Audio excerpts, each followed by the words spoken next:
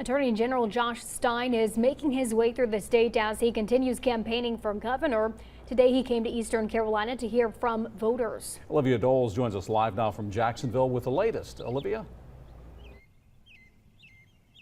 Yeah, Dave and Courtney, Josh Stein comes to Jacksonville after a major controversy surrounding the Republican Party candidate, Lieutenant Governor Mark Robinson.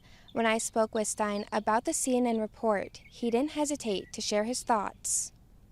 Stein was out on the campaign trail today in Eastern Carolina with a stop in Jacksonville.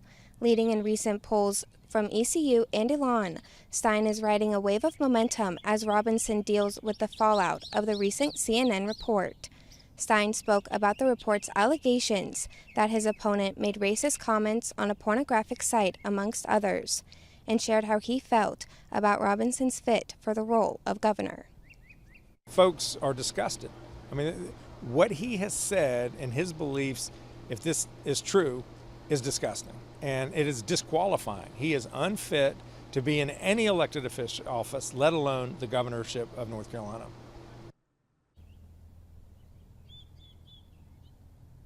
Robinson has denied the allegations and vowed on Monday to go after CNN for the report. And after the report broke, Robinson did not appear at former President Donald Trump's rally in Wilmington. Trump previously praised Robinson and endorsed him back in March. Live in Jacksonville, Olivia Doles, WITN News. All right, thanks, Olivia. And on Sunday, multiple members of Robinson's staff, including his campaign manager, quit.